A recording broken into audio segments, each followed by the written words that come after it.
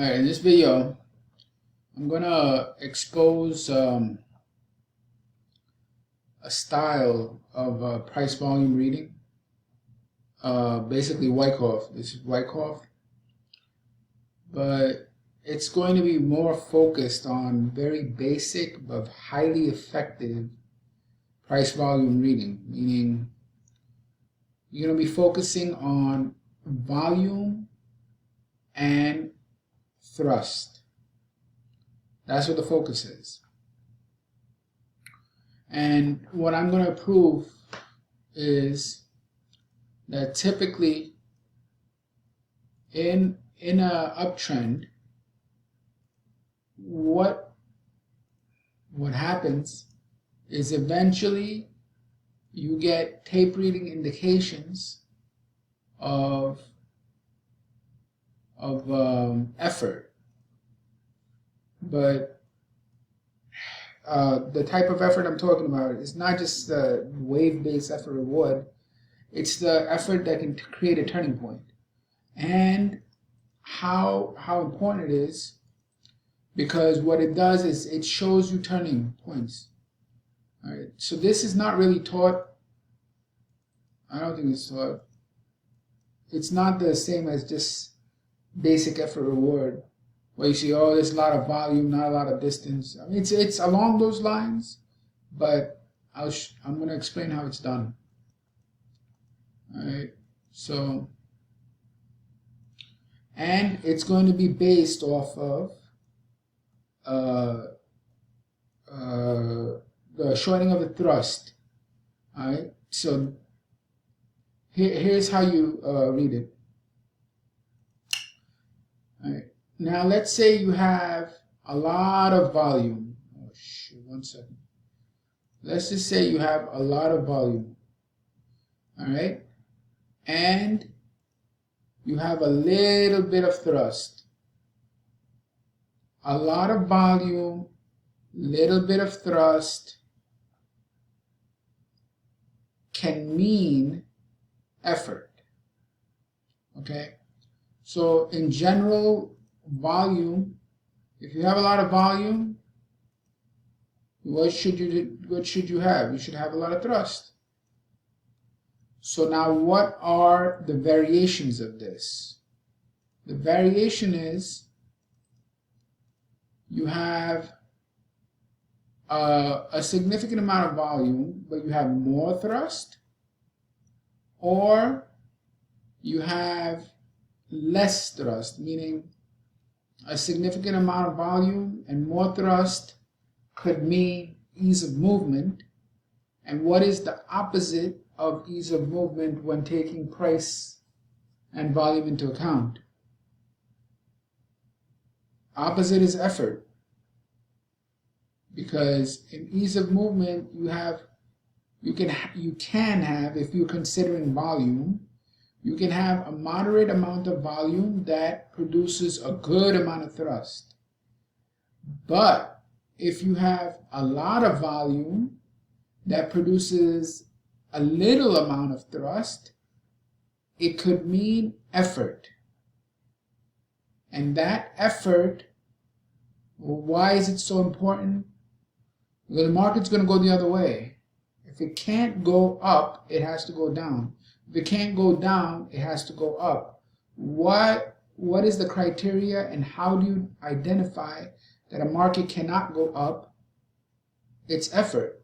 And how do you identify a market cannot go down? It's also effort. So this is very important, very, very important, because it gives you an indication that the market is having difficulty going in one direction. And if it's having difficulty in going in one direction, it's going to turn.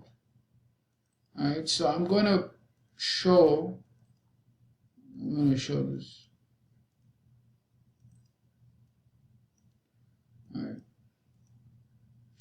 So what are you looking for?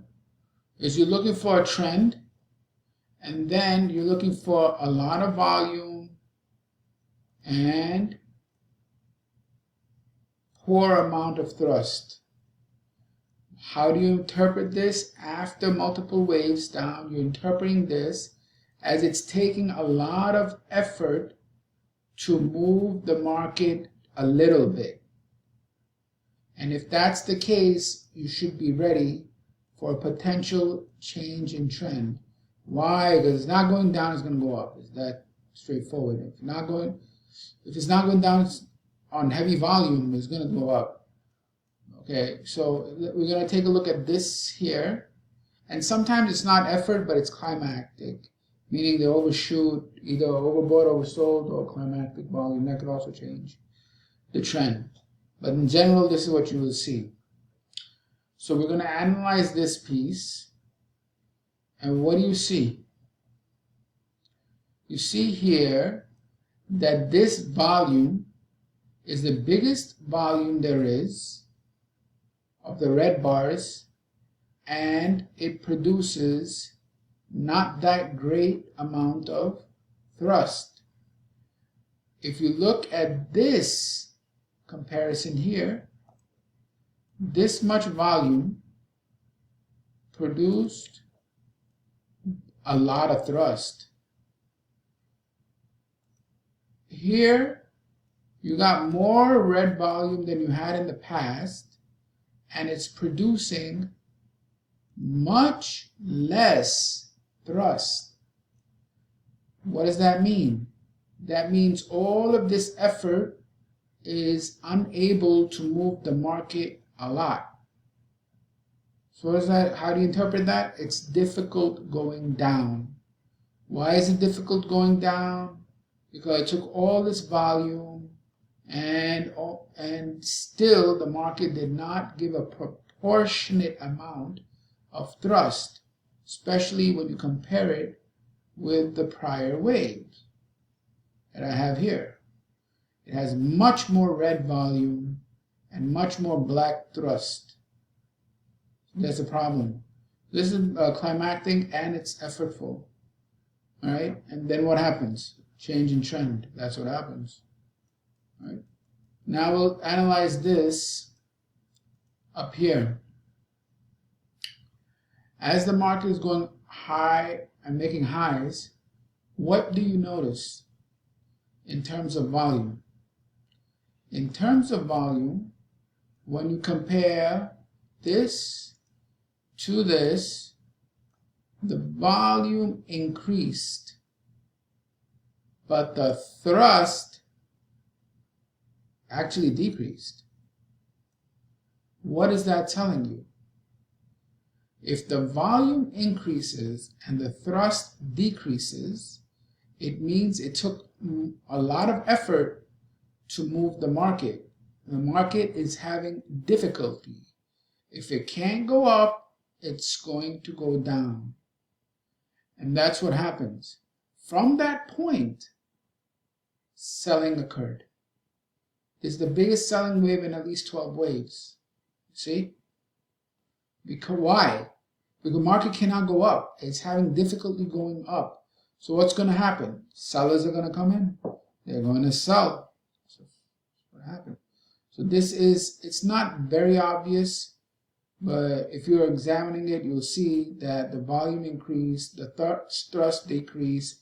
How do you interpret that? After a series of upwaves in a trend, you interpret that as difficulty going up and requiring a lot of effort to go up. So after that, you're seeing confirmation in the form of selling. Meaning if you can't go up, you're going to go down.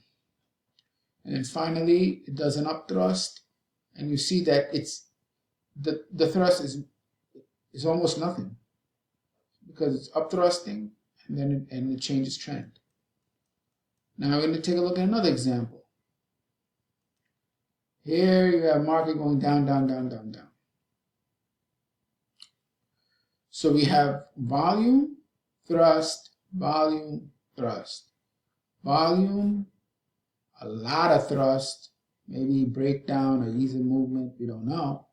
Here, what do you notice? All right.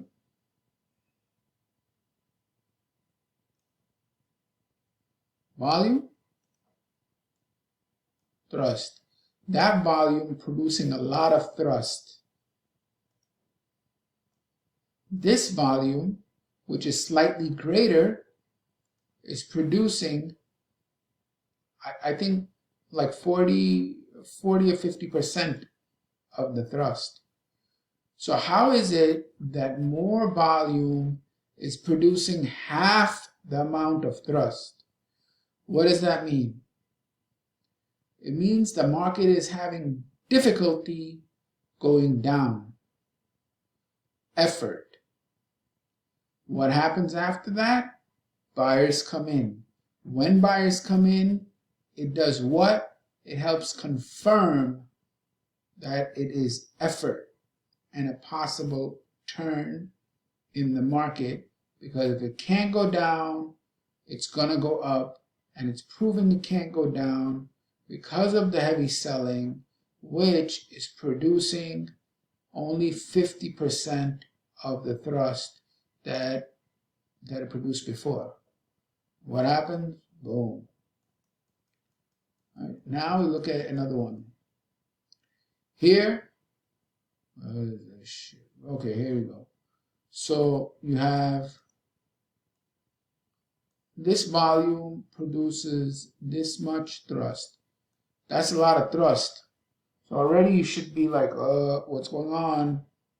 Is it ease of movement, or is it climactic, meaning taking it into an overbought position?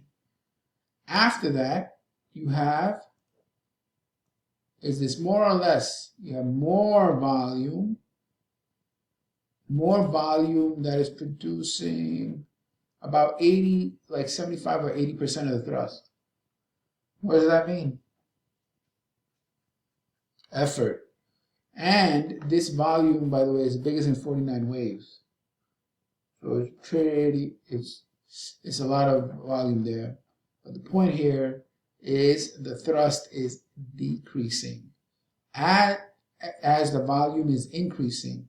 What does that mean? Effort.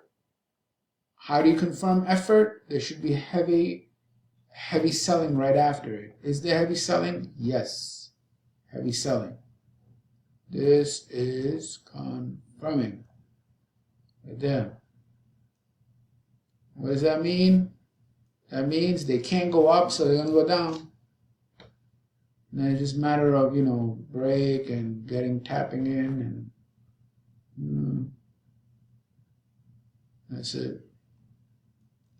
Another example, and you'll see I'm catching like the trend turns. This example is showing, what is it called? Climactic volume. It's not effort or reward or whatever.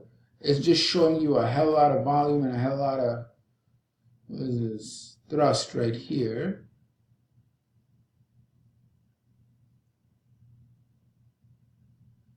Lot of volume, lot of volume.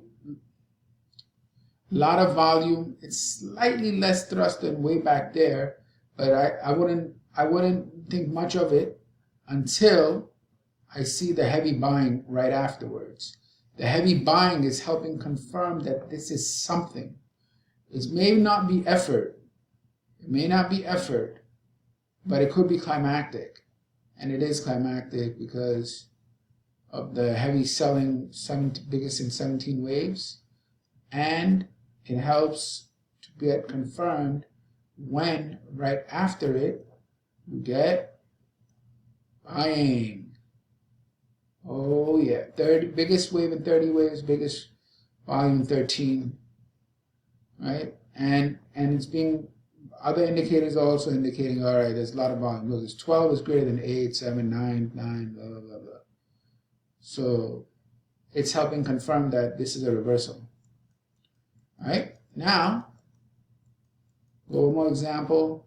All this shit over here, and this one is even more obvious because you see from this point to this point, what do you have? You have this much volume producing this much thrust. That already looks weird. Well, if it was at the lows, it would be very bullish. So maybe over here you could say it's bullish because after consolidation or whatever. But then you have more volume. And what the fuck is this? So you have more volume, and how much thrust does it produce? More volume and produces maybe, I don't know, 20%. So what does that mean? It doesn't mean shit until you have heavy selling. Do you have heavy selling? You have heavy selling. So that means that it was hard to go up. Because it's hard to go up, it's going to go down. And that helps confirm. So I consider that confirmation that the market is having trouble going in one way or the other. So this lot of volume produces crap thrust. After that, sellers come in and it goes down. So the point here is okay, how should I say this? I'm using two fundamental factors, price and volume, but I'm using a specific behavior from price, specifically the concept of thrust, meaning distance from high to high or low to low. So from price, I'm using the concept of thrust and then using volume. And then I'm trying to draw a relationship between volume and thrust and judging it by looking for proportionate amount of volume and thrust and disproportionate amount of volume and thrust. And focusing on the disproportionate amount, looking for a lot of volume with a little bit of thrust, and determining whether that means that the market is having trouble going in a particular direction, and whether that means that there will be a turn by looking for confirmation right after it in the form of heavy buying or selling after the effort. All right, I hope you got all that, but this is a way of tape reading, or a way of Wyckoff style tape reading using price and volume, specifically throughout the concept of thrust with the volume, and understanding that volume should create price movement.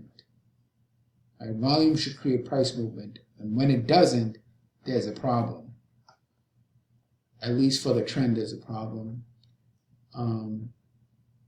So this is one valid way of doing that, and you could use this on wave charts. You can also, if you use this on bars. So if you use bars like daily bars, you can use the volume and take the range. Not the range, probably the high to high of a bar or low to low of a bar. You could do that. So that's all, folks.